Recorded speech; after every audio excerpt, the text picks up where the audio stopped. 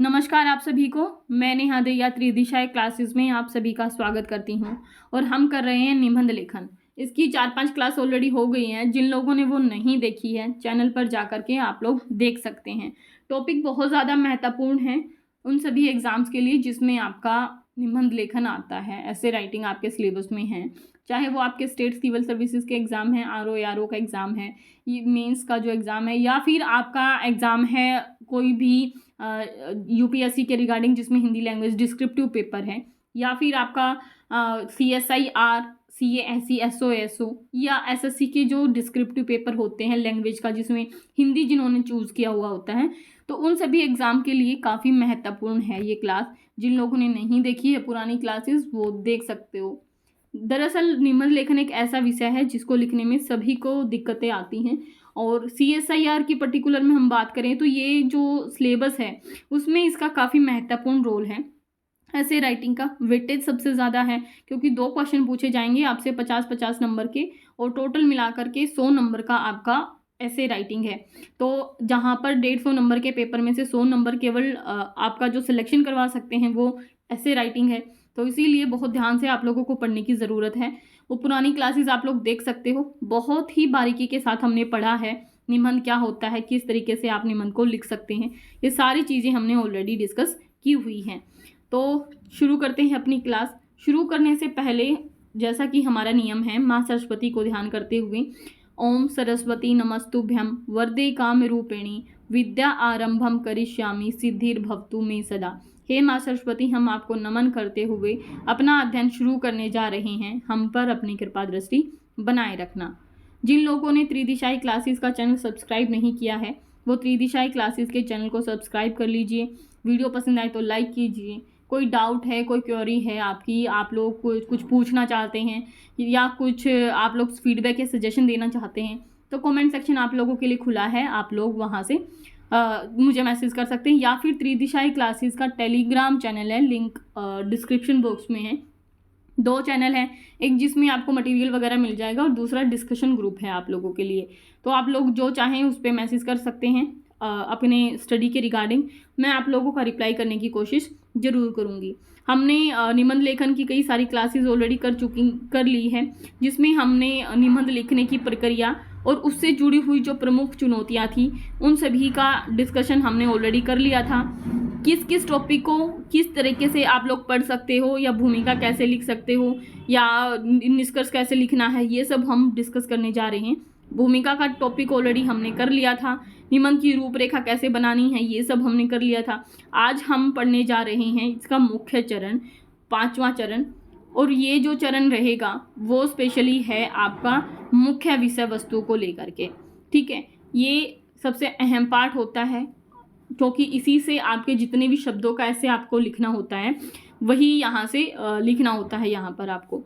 तो 3 पार्ट में हमने टोटल ऐसे को यहाँ पे डिवाइड किया है। सबसे पहला है आपकी भूमिका, ये हमने देख लिया है। आप अलग अलग तरीके से लगभग 7-8 तरह की भूमिकाएं लिखना मैंने आप लोगों को सिखाया है पिछली क्लास में। जिन लोगों ने नहीं देखा है वो देख सकते हैं, और उम्मीद करती हूँ कि भूमिका लिखना आप लोगों को समझ में आ गया होगा। अब बात कर लेते हैं दूसरी सबसे महत्वपूर्ण चीज़ की, वो है मुख्य विषय वस्तु, और तीसरा आपका होगा निष्कर्ष, जब आपका ऐसे खत्म हो रहा होता है तब। ये हम कल की क्लास में करेंगे। आज हमारा मुख्य टॉपिक है मुख्य विषय वस्तु। दरअसल भूमिका लिखने के बाद में निबंध लेखन का कार्य एक पूरे प्रवाह में आ जाता है, और आपको निष्कर्ष लिखने से पहले का लगभग 75 से 80% भाग मुख्य विषय वस्तु के तौर पर ही लिखना होता है। पूरे अगर ऐसे का देखा जाए तो ये 70 to 75% हिस्सा होता है। ठीक है, तो जैसा कि आप लोगों ने निबंध की रूपरेखा में देखा ही होगा कि मुख्य विषय वस्तु के लिए हमें एक पहले से एक रफ ड्राफ्ट बना लेना है। मैंने आपको सिखाया है कि किस तरीके से आप एक तार्किक क्रम बना सकते हो। ठीक है, या एक प्रोफॉर्मा बना लिया आपने, रूपरेखा बना ली कि हमें ये लिखना है, ये इसके धार्मिक आयाम है, ऐतिहासिक आयाम है, सामाजिक आयाम है, ठीक है, आर्थिक, जितने भी आप लिख सकते हो, जितने भी आयामों पर आप अपने विषय को सोच सकते हो वो उसके बारे में जितना आपके माइंड में है वो सब आप एक रफ पेज पर बना सकते हो। बस उसी के अनुसार आपको लिखना यहाँ पर शुरू करना है। भूमिका और निष्कर्ष लिखने की तुलना में मेरा मानना है कि मुख्य विषय वस्तु लिखना थोड़ा आसान काम है, क्योंकि इसमें केवल 1 से 2 बातों पर ही आपको विशेष तौर पर ध्यान देना है। पहली बात तो ये है कि आपका जो भी हिस्सा है उसके बीच में जैसे आपके जितने भी आयाम जब आप लिखेंगे, चाहे वो आपका हिस्ट्री वाले आयाम है, मतलब ऐतिहासिक आयाम है, या इकोनॉमिकल है, या फिर सोशियोलॉजिकल, जितने भी आपके यहाँ डायमेंशंस हैं, उन सभी के बारे में आप थोड़ा थोड़ा लिखेंगे, ठीक है, तो आपके पास में बहुत ज़्यादा हो जाएगा। और इनका जो रेशो आपका होना चाहिए, जिस अनुपात में आप लोग लिखें, वो लगभग इक्वल होना चाहिए। ऐसा नहीं है कि हिस्ट्री का तो आपने 80% झोंक दिया, इकोनॉमिक्स के बाद में आपके पास 20% है, और सोशल इम्पैक्ट की या उसके आयामों की बात किया जाए तो मुश्किल से 5%। तो ऐसा आप लोगों को नहीं करना है, क्योंकि कहीं ना कहीं फिर ये आपकी जानकारी को दिखा देगा कि इस व्यक्ति के पास में इस क्षेत्र में जानकारी बहुत ही कम है। तो आपको थोड़ा ध्यान रखना है, एक संतुलित आयाम जो भी आप बनाएं तो एक संतुलन उनके बीच में होना चाहिए, इस बात का आपको ध्यान रखना है। अगर आपको कोई विषय या किसी समस्या के पक्ष या उसकी विपक्ष में विवेचन करना है, या आपसे उसकी मांग की जाती है कि उसके पक्ष और विपक्ष में आप लोगों को कुछ बोलना है, तब आप कैसे कर सकते हो? तो आपको क्या करना चाहिए कि कोशिश करनी चाहिए कि 70 to 75% हिस्सा आपको पक्ष में ही बोलना है, और बाकी का जो बच गया आपके पास 25 से 30% का जो हिस्सा है वो आप विपक्ष में कह सकते हैं, ठीक है। तो इससे क्या होगा, पक्ष और विपक्ष में एक मजबूत पहलू आप लोगों के पास में होगा, ठीक है। लेकिन आपको कोशिश करनी है कि निबंध का अधिकांश हिस्सा उसी के पक्ष में लिखा जाना चाहिए, ठीक है। आमतौर पर जो निबंध के विषय है वो अपने आप में इतनी औचित्यपूर्ण होते हैं, या फिर किसी भी सही विचार को प्रभावित कर सकते हैं। तो इसीलिए आपका जो मुख्य विषय वस्तु होगी वो 70 to 75% हिस्सा विषय के पक्ष में हो, और 25 से 30% हिस्सा आप विपक्ष से जुड़े हुए तथ्य या फिर तर्कों में दे सकते हैं। ज़्यादा अच्छा तो यही होगा कि आप विपक्ष में दिए गए तर्कों का भी अंत में इसका एक विश्वसनीय समाधान प्रस्तुत कर दें, और एक विश्वसनीय समाधान जब आप विपक्ष का दे देंगे तो विपक्ष के अगर तर्क आपके ठोस हैं तो उन्हें उचित महत्व दे करके संतुलित निष्कर्ष निकालने का भी एक रास्ता आपके पास में सबसे सटीक रहेगा। अब कुछ कुछ ऐसे टॉपिक दे दिए जाते हैं कभी कभी आपसे कि आप उसको जब लिखेंगे तो वो आपकी तार्किक समझ के खिलाफ होते हैं, या फिर उसकी जो प्रकृति होती है वो विपरीत प्रकृति का बनाया जाता है। जैसे एक ऐसे दे दिया, एक लाइन दे दी, खेलों पर ध्यान देना समय की बर्बादी है, मान लिया इस तरह का कोई विषय पूछ दिया।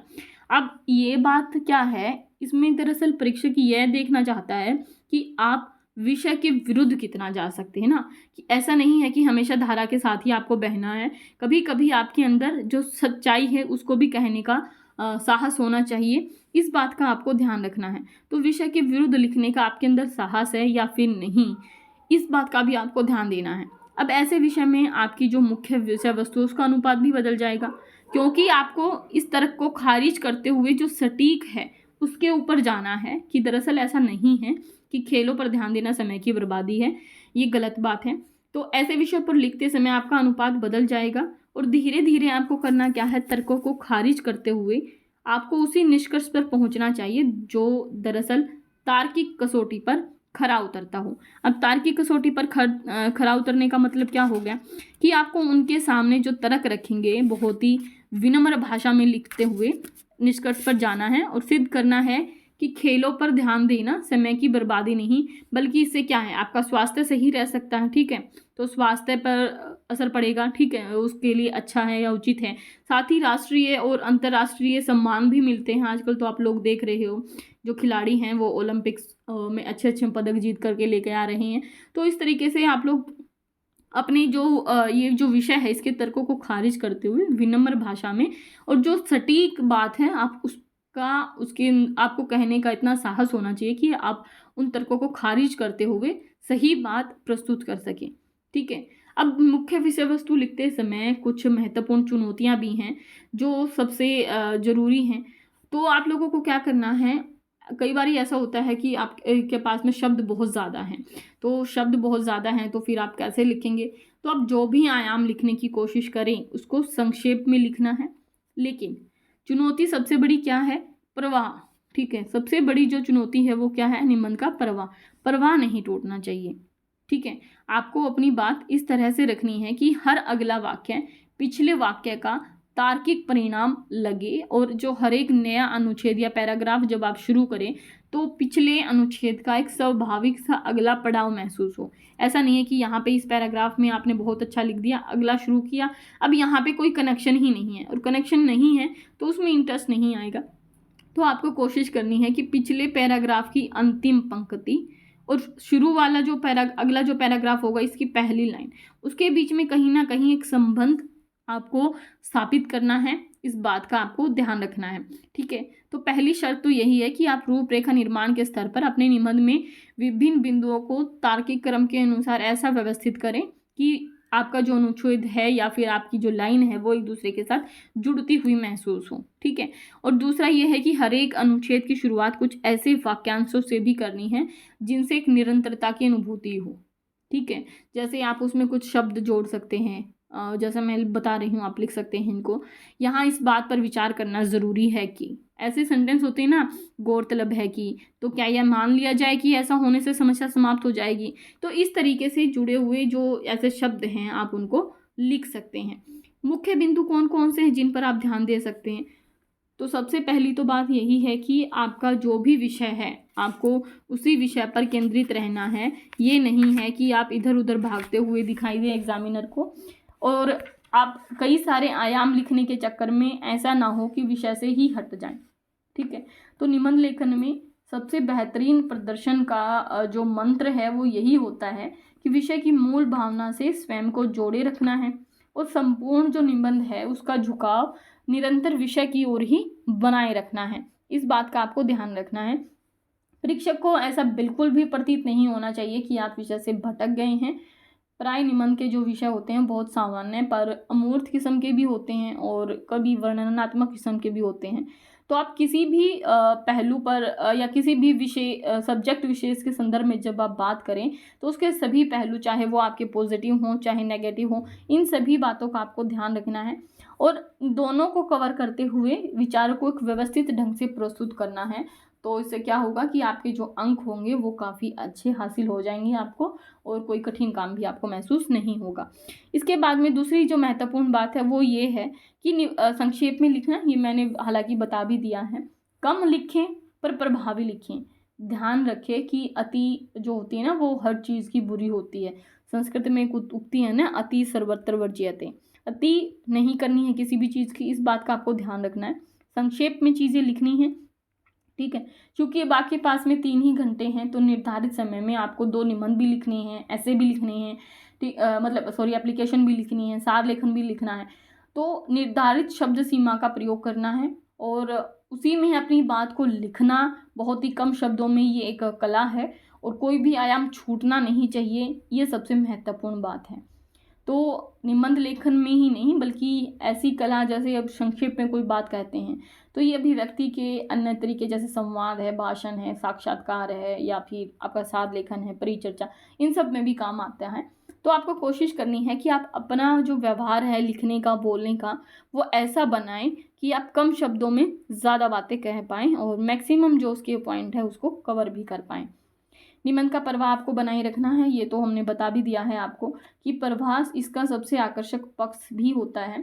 और यदि निबंध में एक सहज प्रभाव होगा तो परीक्षक की क्या होगी, रुचि रहेगी आपका पढ़ने में, और अगर वो उसकी रुचि बनी रहेगी अंत तक तो सीधी सी बात है कि उसका असर किस पे पड़ेगा, आपके नंबरों पर भी पड़ेगा। तो आखिर तक आपको निबंध लिखते समय प्रवाह कैसे बनाए रखें, अब बात यही होती है। दरअसल क्या होता है ना, निबंध विचारों का व्यवस्थित, सुनियोजित, क्रमबद्ध प्रस्तुतिकरण है। लिहाजा विचारों को व्यक्त करते समय उनके मध्य में एक संबंध है या उनके बीच में जो अंतर संबंध है उसको पहचानने की कोशिश करना है और ये सुनिश्चित करना है कि जो ये अंतर संबंध है विचारों का या जो आप आयाम दिखा रहे हैं या पक्ष विपक्ष दिखा रहे हैं, उनका जो अंतर संबंध है वो आपके निबंध में भी दिखना चाहिए, ठीक है। तो जब आप एक शुरुआत होती है एक पैराग्राफ की, उससे पहले जो पैराग्राफ अंत हुआ है उसकी आखिरी लाइन और इसकी शुरू वाली लाइन में एक संबंध यहाँ पर दिखाई देना चाहिए, उससे क्या होगा, आपका निबंध का एक प्रवाह बना रहेगा और एक इंटरेस्ट भी उसमें जो एग्जामिनर होगा उसको लगेगा कि हाँ चलो ठीक है, चीज़ें कनेक्टेड है, तो उसका पढ़ने का मन करेगा। अब अगली बात का ध्यान रखना है कि जब आप मुख्य विषय वस्तु लिख रहे हों तो समग्रता के साथ में लिखें और दूसरों के विचारों का सम्मान उसमें दिखाई देना चाहिए। ये नहीं हो कि भाई आपका जो मन में आया वो आप लिख रहे हैं, दूसरों की जो बातें हैं वो जाए भाड़ में, ऐसा नहीं है। तो चीज़ों को क्या करना है, उनकी टोटलिटी में देखने की कोशिश करनी है। ज्ञान बहुआयामी है, बहुपक्षीय है, तो इसीलिए किसी भी एक बात को पकड़कर उसी बात पर जोर नहीं देना है, ठीक है, बल्कि जो उसके अन्य जो पहलू हैं या अन्य जो चीज़ें हैं वो भी हो सकती हैं, उनको भी आपको ध्यान रखना है, उनको नज़रअंदाज नहीं करना है। फॉर एग्जाम्पल जैसे आपको ये लगा कि भाई खेलों पर जैसे खेलों वाला ही था अभी एग्जाम्पल, ठीक है, कि खेल समय की बर्बादी करते हैं, तो आपको क्या करना, ऐसा नहीं है कि वो नहीं करते हैं, दरअसल ये उन खेलों के संदर्भ में तो ठीक बैठता है जो प्रॉपर खेल खेल रहे हैं। लेकिन आप जा कर के जब आपके बहुत अर्जेंट काम होते हैं, आपकी स्टडी चल रही होती है और आप फजूल खर्ची में करके यहाँ पर खेलने के नाम पे फालतू की उछल कूद मचा रहे हैं, तो वो क्या है, एक समय की बर्बादी ही है। तो इस तरीके से आप उन चीज़ों को समझा सकते हो, उन चीज़ों को देख सकते हो। तो समग्रतः दूसरों के विचारों का सम्मान करना है। या फिर इसका एक एग्जांपल मैं आप लोगों को बता सकती हूँ कि जैसे एक हाथी है ना, हाथी के मतलब 7 अंधे, इसके ऊपर एक कहानी होती है कि 7 अंधे हैं और उनको एक एलिफेंट के बारे में बताना है। एलिफेंट के बारे में बताया गया तो किसी ने कहा कि इसकी एक पूँछ है, किसी ने उसके सूंड को टच किया तो उसने कहा हाथी का एक सूंड होता है, किसी ने कहा नहीं इसका एक बहुत बड़ा शरीर है, किसी ने कहा इसके 4 पैर भी होते हैं। तो जो अंधे हैं उन्होंने माना कि इसमें पूंछ है, इन्होंने सूंड है, एलिफेंट है, तो आप भी इसी तरीके के अंधे हैं, समझ जाओ, ठीक है। हो सकता है आपके पास किसी एक पक्ष की जानकारी है, दूसरे पक्ष की जानकारी नहीं है, तो इसका मतलब ये नहीं है कि आप केवल इसी बात से लटके रहो, नहीं हाथी की तो एक पूंछ भी है, ठीक है, और दूसरा कह रहा नहीं हाथी का सूंड होता, पूंछ नहीं होती है। तो ऐसे आप लोगों को जिद वाली बातें नहीं करनी है। आप लोगों को एक दूसरे की बातों का मतलब ऐसी बातों का समर्थन करना है कि हाँ वो उनकी टोटलिटी में उसको देखने की कोशिश करनी है। तो एक ही वस्तु में परस्पर विरोध प्रतीत होने वाली जो शक्तियां हैं उनका एक साथ प्रकाशित जब आप करते हैं, ठीक है, इसे एक नाम दिया जाता है अनेकांतवाद, ये महावीर स्वामी का है। तो आप लोगों को क्या करना है, दूसरे के विचारों को सम्मान देते हुए अपना ऐसे लिखना है, ठीक है। इसमें अपनी बात को सर्वश्रेष्ठ न मानकर दूसरों की बातों का सम्मान आपकी निबंध में झलके, जैसे महावीर का अनेकांतवाद है या शादवाद का सिद्धांत है, इन सभी बातों का आपको ध्यान रखना है। और या फिर आप मध्य मार्ग का प्रयोग कर सकते हैं, अति से बचना है, एकदम से किसी भी चीज़ को खारिज नहीं करना है, इस बात का आपको ध्यान रखना है, ठीक है। तो सभी दृष्टिकोण संतुलित होनी चाहिए, मध्य मार्ग का आपको प्रयोग करना है, इसका आपको ध्यान रखना है। व्यापक हो आपका निबंध, संतुलित हो, बहुआयामी हो, ठीक है, इन सभी बातों का आपको ध्यान रखना है। लेकिन जैसे ये जो मध्यम मार्ग या विचारधारा है या दृष्टिकोण है, इसको लेकर के सबके अपने अपने अलग अलग विचार हो सकते हैं, पर जो सत्य है इन सभी विचारधाराओं के बीच में ही कहीं निहित होता है। अतः दो विपरीत ध्रुवों पर जाने की बजाय आपको एक संतुलित और एक व्यावहारिक पक्ष लेना हमेशा बेहतर होता है। विशेष तौर पर यह बात लागू होती है निष्कर्ष लिखते समय, है ना। तो जब आप निष्कर्ष लिखेंगे तो निष्कर्ष लिखते समय ये बात खास तौर पर लागू होती है, इसका आपको ध्यान रखना है। विषय को सुनियोजित रूप से व्यक्त करना है, ये आपका आना चाहिए। ये तो सबसे महत्वपूर्ण बात ही है कि अभिव्यक्ति तभी प्रभावी और सटीक हो सकती है जब आपका जो कथ्य है वो अच्छा है और व्यापक है।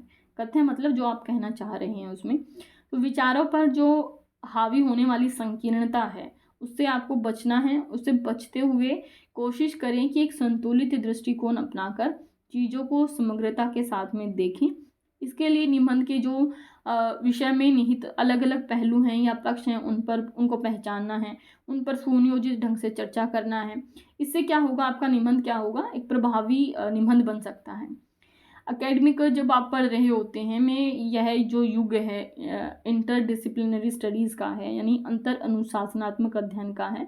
तो ज्ञान के अलग अलग जो संकाय हैं या विषय हैं उन वे आपस में क्या हैं, एक दूसरे के साथ जुड़े हुए हैं। जैसे आप हिस्ट्री के स्टूडेंट तो हिस्ट्री कहीं ना कहीं आपकी क्या होगी, वो इकोनॉमिक से जुड़ती हुई आपको दिखाई देगी। फिर उसके बाद में इकोनॉमिक किससे जुड़ती हुई दिखाई देगी, सोशल इम्पैक्ट से जुड़ती हुई दिखाई देगी, या आपकी हिस्ट्री भी सोशल चीज़ों से जुड़ती हुई दिखाई देगी। पॉलिटिकल बैकग्राउंड क्रिएट करने में काफ़ी हेल्पफुल रहेगी आपकी हिस्ट्री। एक दूसरे से कनेक्शन है इनका। अगर पॉलिटी है तो वो इकोनॉमिक से जुड़ती हुई दिखाई देगी। तो आपको क्या है कि आपके जो टॉपिक हैं वो एक दूसरे के साथ में इंटरकनेक्टेड महसूस होंगे, अंतर संबंधित होंगे। तो इसीलिए जब भी आप लिखें चीज़ें तो एक दूसरे के साथ में जुड़ी हुई हों आपके पक्ष, ऐसा आपको लिखना है, सुनियोजित तरीके से लिखना है, ठीक है। प्रभावी और सटीक अभिव्यक्ति के साथ में आपको सभी पहलुओं को लिखना है।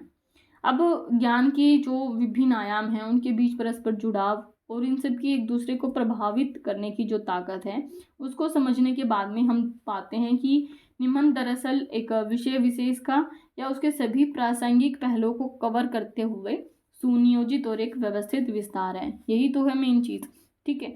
तो विषय वस्तु को जब आप लिखें तो उसके जो अलग अलग पहलू हैं ये मैंने पहले भी बताया है। अनिवार्य तौर पर ये बात लागू नहीं होते, कभी कभी ऐसा होता है कि कुछ पक्ष उस पर लागू नहीं होते हैं किसी भी टॉपिक पर, लेकिन आमतौर पर ये होता है कि कोई भी आपको सब्जेक्ट दिया गया है लिखने के लिए, ठीक है, उस सब्जेक्ट यानी विषय के कोई भी आयाम हो सकते हैं, जैसे हिस्टोरिकल आयाम क्या हो सकते हैं या फिर कल्चरल उसके क्या हो सकते हैं, इकोनॉमिकल कौन कौन से होंगे, इन सब बातों को देखते हुए आपको चीज़ें लिखनी है। या फिर जनसंख्या का पर क्या हो सकते हैं, भौगोलिक क्या हो सकते हैं, लैंगिक क्या हो सकते हैं, पर्यावरणीय या पारिस्थितिकीय आयाम क्या हो सकते हैं, इन सब बातों को आपको ध्यान रखना है। इसके अलावा समस्या के जब आप सभी पहलू कर लें तो आपको क्या करना है, एक चीज़ और है, उसका ये देखना है कि वो गांव स्तर पर क्या इम्पैक्ट कर रही है, शहर स्तर पर क्या इम्पैक्ट कर रही है, ठीक है। और फिर शहर से बाद में आपको राज्य स्तर पर क्या हो सकता है या फिर देश के स्तर पर और फिर अंतर्राष्ट्रीय स्तर पर। इस तरीके से आप समस्याओं को देख सकते हो और उनका लिख सकते हो। इससे क्या होगा कि आपकी जो समस्याएं हैं, स्पेशली जब आप बात कर रहे हो समस्याओं की, तो आप एक ग्रामीण स्तर से उसको शुरू करके अंतर्राष्ट्रीय स्तर पर ले जा सकते हो। जैसे महिलाओं के बारे में ही आप बात कर सकते हो, महिलाओं की 33% भागीदारी जो भी हुआ है, ठीक है, इसमें लोकसभा में या संसद में, ठीक है।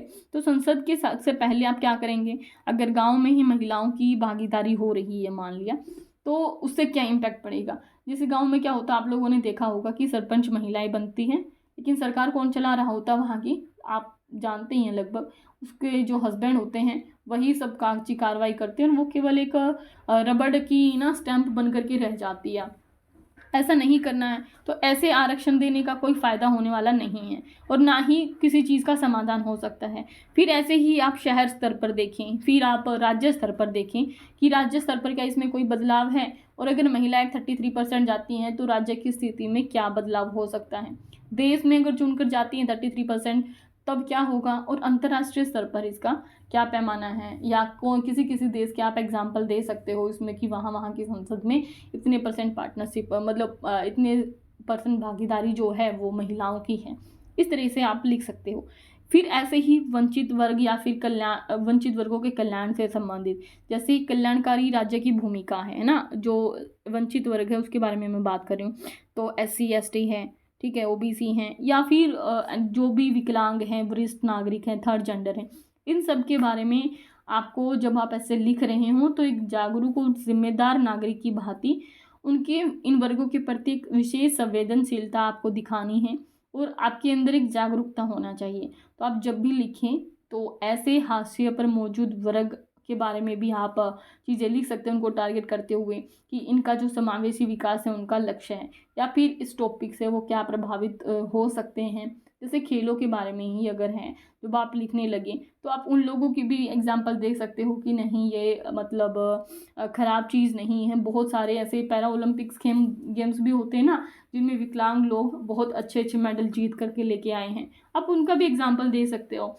जब आप थर्ड जेंडर की बात करो तो जैसे संसद में अभी 33% महिलाओं के लिए मिला है, तो आप थर्ड जेंडर की भी बात कर सकते हो कि जब उनकी भागीदारी को भी बढ़ाने पर जोर दिया जाना चाहिए, जब वो आएंगे तो समाज में क्या बदलाव हो सकता है, ठीक है। या फिर कोई योजनाएं आ रही हैं तो उनका इन लोगों पर या हाशिए पर मौजूद जो लोग हैं, SC ST है, अल्पसंख्यक महिलाएं, बच्चे, मजदूर, OBC वर्ग, विकलांग, वरिष्ठ नागरिक, थर्ड जेंडर, इन पर क्या प्रभाव पड़ेगा।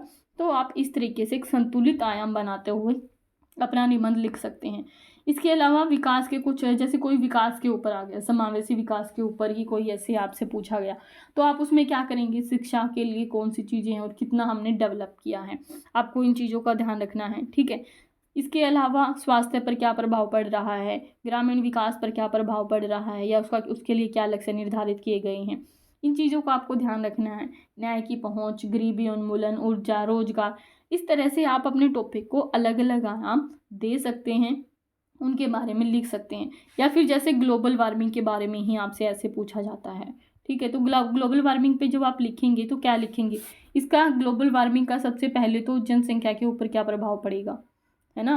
और जनसंख्या के ऊपर कैसे प्रभाव पड़ेगा, आप इसको जोड़ के दिखा सकते हो कि ग्लोबल वार्मिंग अगर बढ़ेगी तो बर्फ़ पिघलेगी, समुद्र का जो सी लेवल है वो ऊपर आ जाएगा, जिससे बहुत सारे द्वीप डूब सकते हैं। और जब द्वीप डूबेंगे तो वहाँ की जो पॉपुलेशन है वो कहाँ जाएगी। कनेक्शन मैं बता रही हूँ कि आप किस तरीके से चीज़ों को कनेक्ट कर सकते हो। जब पॉपुलेशन अब यहाँ से मान लिया ये कोई भी आइलैंड है, ये डूब रहा है, तो यहाँ पर जो लोग रह रहे हैं वो माइग्रेशन करके कहीं ना कहीं जाएंगे ही, किसी न किसी कंट्री में जाएंगे। अब जब वो किसी कंट्री में जाएंगे, पॉपुलेशन वहाँ की रहेगी, तो कंट्री में जाने के बाद में आप क्या कर सकते हैं, वहाँ की जो डेमोग्राफिक चेंज होगा, वहाँ के संसाधनों पर क्या असर पड़ेगा, आप उसको दिखा सकते हो। बेरोजगारी होगी, इसके अलावा कृषि के ऊपर जो समस्याएं आएंगी, पर्यावरण और जैव विविधता पर क्या समस्याएं आएंगी, स्वच्छता कैसे प्रभावित हो, क्योंकि बाढ़ भी आएगी अगर ऐसी ग्लोबल वार्मिंग होगी, तो फिर बाढ़ आएगी तो फिर उसके स्वास्थ्य पर क्या इम्पैक्ट हो सकते हैं, संचार और परिवहन पर क्या इफेक्ट हो सकते हैं, शिक्षा पर क्या हो सकते हैं, ऊर्जा से रिलेटेड क्या परिणाम हो सकते हैं। इस तरह से आप सारे इम्पैक्टों को एक दूसरे के साथ में कनेक्ट करते हुए अपना ऐसे लिख सकते हैं। इसके अलावा सबसे महत्वपूर्ण जो चीज़ होती है मुख्य जो आपके ऐसे में, वो होती है कंटेंट की ना। तो जब आप मुख्य विषय वस्तु आप लिख रहे हो तो कंटेंट सबसे ज़्यादा मायने रखता है, जिसके बारे में एक शब्द मैं कह सकती हूँ कि जितना गुड़ डालेंगे उतना ही मीठा होता है। तो अच्छी और स्तरीय विषय सामग्री आपके पास में होनी चाहिए। भूल कर भी आप अपने विचारों को बहुत ही हल्के में ना लिखें, ठीक है, या अपने विचारों से जातिवाद, क्षेत्रवाद, भाषावाद या सांप्रदायिकता की जो गंध है वो नहीं आनी चाहिए, इसका आपको ध्यान रखना है। जब भी आप लिखें तो जो विचारक हैं या महापुरुष हैं उनके जीवन दर्शन या फिर कथनों का उदाहरण देते हुए आप लिख सकते हो, जिसमें अरस्तु, सुकरात, प्लेटो, कृष्ण, बुद्ध, महावीर, नानक, कबीर, रैदास, ऐसे गांधी, टैगोर, ऐसे जितने भी आपके पास में हो सकते हैं आप उनके बारे में लिख सकते हो। धर्म से संबंधित दर्शन, अध्यात्म, इतिहास, भाषा, साहित्य, जो भी टॉपिक आपके पास में हो, जो उस प्रसंग अनुकूल हो, इस बात का आपको ध्यान रखना है, ठीक है। ज़रूरत से ज़्यादा बौद्धिकता से बचना है, लेकिन जो उस टॉपिक से आपका कनेक्ट हो सके उसको आपको लिखने की कोशिश करनी है। जो भी आपके पास कथन है, उदाहरण है, आप लिख सकते हो बहुत आराम से। इससे क्या होगा कि आपका जो कंटेंट है वो अच्छा रहेगा, ठीक है, और आपका एक ऐसे जो है एक अलग ही तरीके का झलकेगा। इससे जो एग्जामिनर होगा वो इम्प्रेस भी हो जाएगा और आपको अच्छे नंबर दे सकता है। कोशिश करनी है आवश्यकता के अनुसार ही जो तथ्य है या आंकड़े हैं वो प्रस्तुत करने हैं। ऐसा नहीं है कि मन में आए जो उठा करके लिख दिया। ज़रूरत से ज़्यादा तथ्य और आंकड़ों का सहारा लेने से बचना है, क्योंकि आपका जीएस का पेपर नहीं है, या आपका किसका पेपर है, निबंध का पेपर है। कोरी आलोचना आपको नहीं करनी है, ठीक है, कि केवल आलोचना कर दी, ऐसा नहीं करना है। आलोचना अगर कर रहे हैं आप, ठीक है, तो इसका समाधान भी आपको फिर प्रस्तुत करना है। तो कोरी आलोचना नहीं देनी है, समाधान देने की कोशिश कीजिए, ठीक है। तो इस चीज़ का आपको ध्यान रखना है। उम्मीद है इतना आप लोगों को समझ में आया होगा, ठीक है। ये थी मेन इसके बारे में। अब जो सबसे जो मुख्य विषय वस्तु थी वो हमने कर ली है।